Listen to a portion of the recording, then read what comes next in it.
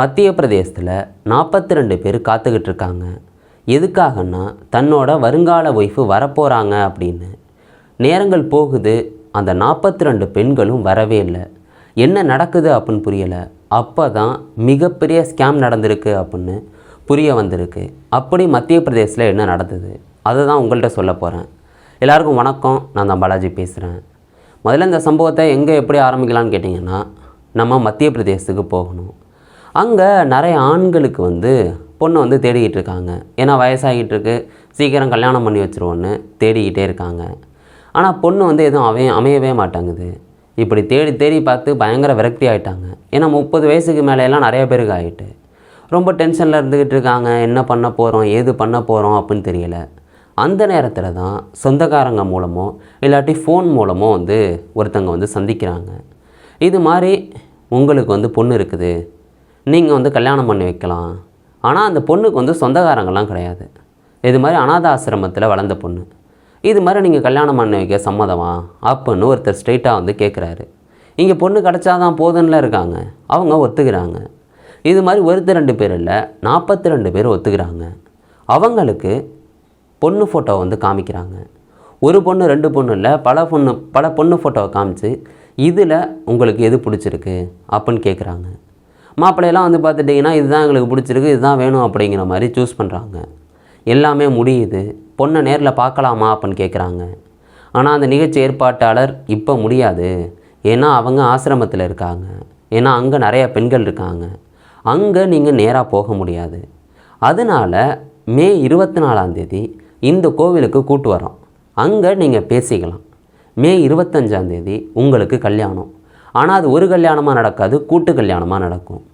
அந்த கல்யாணத்தை யார் தலைமையேற்று நடத்த போகிறான்னா முதலமைச்சர் அப்படின்னு சொல்கிறாங்க. அது மட்டும் இல்லாமல் 51,000 ரூபா பணம் உங்கள் கையில் கொடுப்பாங்க. அதையும் தாண்டி உங்களுக்கு இந்த வரதட்சணை நிறையா வரும் அப்படின்னு பல விஷயங்களை அந்த மாப்பிள்ளை வீட்டுக்கு சொல்கிறாங்க. 42 பேர் வீட்லேயும் சொல்கிறாங்க. பொண்ணு பார்த்துட்டிங்கன்னா ஆசிரமத்தில் வளர்ந்த பொண்ணு. இப்படி எல்லாத்தையும் மாப்பிள்ளை வீட்டில் கேட்டுக்கிறாங்க. ரொம்ப சந்தோஷமாக இருக்காங்க. கல்யாணம் நடக்க போகுது, இவ்வளோ நாள் பொண்ணு தேணும், இப்போ தான் விடிவு காலம் பிறந்திருக்கு அப்படின்னு எல்லோரும் சந்தோஷப்படுறாங்க. நேரங்கள் போகுது, நாட்களுக்கு அதாவது அந்த நாளுக்காக காத்துக்கிட்டு இருக்காங்க. கரெக்டாக அந்த மே 24ஆம் தேதியும் வருது. காலையில் 8 மணிக்குள்ளே ஒரு கோவிலில் இருக்கணும்னு சொன்னாங்க. அதேமாரியே 42 பேரும் அந்த இடத்துக்கு வராங்க. ஒவ்வொருத்தரும் ஒவ்வொரு விதமாக வராங்க. ஒருத்தர் பார்த்துட்டிங்கன்னா நல்லா சூப்பராக ட்ரெஸ்ஸை போட்டுக்கிட்டு, மாலையெல்லாம் போட்டுக்கிட்டு, வாடகை கார் எடுத்துக்கிட்டு, அதில் பூ எல்லாம் ஒட்டி சும்மா மாப்பிள்ளை மாதிரி வராப்பில். கூட சொந்தக்காரங்கள்லாம் நடந்து வராங்க, அதாவது ஊர்வலங்க. இப்படி அந்த கோவிலுக்கு வராங்க.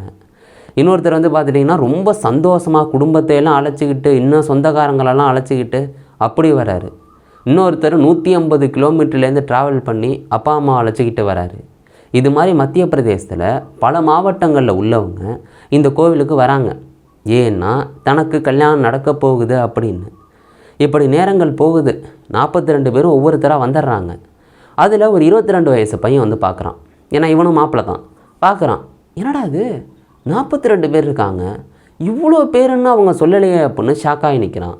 அதையும் தாண்டி அந்த 42 பேர் எல்லாரையும் பார்த்தா எல்லாம் வயசானவங்களாக தெரிகிறாங்க. 40 வயசானவங்களும் இருக்காங்க, 60 வயசானவங்களும் இருக்காங்க. இவனுக்கு புரியவே இல்லை, என்னடா அது நம்மளை மாதிரி பையன் அதிகம் இருப்பாங்கன்னு பார்த்தா அவ்வளோ பேர் இல்லையே அப்படின்னு ஷாக்காகி நிற்கிறான். பட் இருந்தாலும் இவன் நினச்சது என்ன, நம்மளுக்கு பொண்ணு கிடைக்க போகுதுன்னு சந்தோஷமாக இருந்துக்கிட்டு இருக்கான். நேரங்கள் போகுது. 42 பேரும் அங்கே 2 பேர்கிட்ட பேசுகிறாங்க. முகேஷ் அப்படின்னு சொல்லப்படுற ஆள், அவங்களோட ஒய்ஃபு சுனிதா.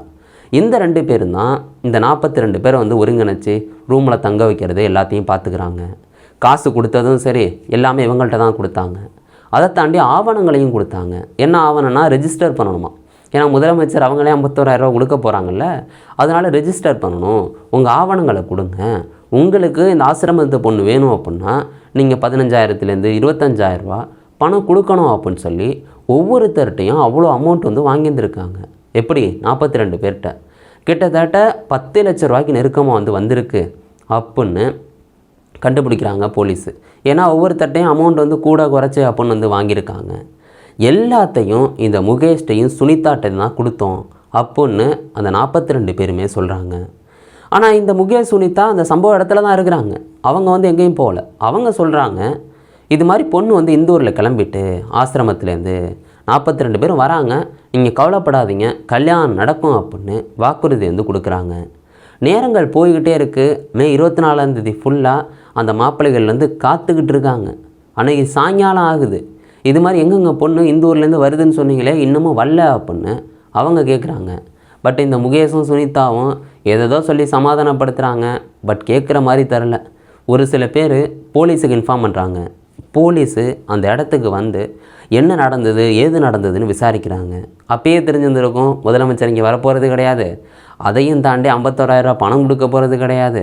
42 பேருக்கு ஒரே இடத்துல கல்யாணம்னா யோசிச்சு பாருங்கள். இது ஆட்டோமேட்டிக்காக பொய் அப்படின்னு தெரிய வருது. இங்கே வந்து கையில் இருக்கிறது யார்? அந்த முகேஷும் சுனிதாவும் தான். அவங்கள கைது பண்ணுறாங்க. எப்பா என்னமோ கதை விட்டுறீங்களே, என்ன உண்மையை சொல்லுங்கள் அப்படின்னு கேட்குறாங்க. அதுக்கு அவங்க 2 பேரும் என்ன சொல்கிறாங்கன்னா, இது மாதிரி கல்யாணம் நடக்கும் அப்படின்னு நாங்களும் நம்பணும். இந்த விஷயம் எல்லாம் பண்ணது நான் கிடையாது, என் அண்ணன் தினேஷ் அப்படின்னு சொல்கிறாங்க. அந்த தினேஷ் இந்தூரில் வேலை பார்க்குறாராம். அவர் இதே மாதிரி ஆசிரமத்தில் ஏகப்பட்ட பெண்கள் இருக்குது, அவங்களுக்கு கல்யாணம் பண்ணணும், நான் வந்து நம்பரெல்லாம் தரேன், அதாவது அந்த 42 மாப்பிள்ளைகள் இருக்காங்கல்ல, அவங்க நம்பரெல்லாம் தரேன், அவங்க வீட்டில் பேசி காசு வாங்கி இதெல்லாம் பண்ணு, கண்டிப்பாக கல்யாணத்தை நடத்தி வைப்போம் அப்படின்னு அந்த தினேஷ் சொன்னான். அதாவது அவங்களோட அண்ணன் சொன்னான். அதுக்காக தான் நான் வந்து செஞ்சேன் அப்படின்னு இந்த முகேஷ் வந்து சொல்கிறாரு. நான் வந்து 10 லட்ச ரூபா நெருக்கமாக வாங்கி என் அண்ணன் தினேஷ்கிட்ட கொடுத்துட்டேன். இன்றைக்கி இந்த ஞாயிற்றுக்கிழமை காலிலேருந்து நான் அவனுக்கு அடிக்கிறேன். இது மாதிரி எடுத்தான். ஆனால் இப்போ மதியானத்துக்கு அப்புறம் அவன் காலே எடுக்கலை, சுவிட்ச் ஆஃபில் இருக்கு ஃபோனு அப்படின்னு அந்த முகேஷ் சொல்கிறாரு. இப்படி சாயங்காலம் ஆனதுக்கு அப்புறம் தான் எனக்கும் புரியுது அவன் என்னையும் வந்து ஏமாற்றிட்டான் அப்படின்னு. அவங்களும் வந்து இது மாதிரி எல்லா கதைகளையும் சொல்கிறாங்க. மொத்தம் 4 பேர் மேலே வழக்கு வந்து பதியப்படுது. ஒன்று முகேஷ், அடுத்த சுனிதா, அடுத்த வந்து தினேஷ் இந்த முகேஷோட அண்ணன், அப்புறம் முகேஷோட மாமனார். இந்த 4 பேர் தான் இந்த தப்பை பண்ணியிருக்காங்க அப்படின்னு கேஸை பதிவு பண்ணி 2 பேரை வந்து கைது பண்ணிடுறாங்க. 2 பேரை வந்து தேடுறாங்க. இந்த 42 பேரும் ரொம்ப சந்தோஷமாக நம்மளோட வாழ்க்கையில் இன்றைக்கி மறக்க முடியாத நாள் அப்படின்னு நினச்சி இங்கே வந்தாங்க. ஆனால் அது வேறு மாதிரி மறக்க முடியாத நாளாக மாறிட்டு. ஏன்னா அவங்களுக்கு பொண்ணு வந்து கிடைக்கல. அதில் வந்து நிறையா பேர் வந்து வருத்தமாக வந்து போகிறாங்க.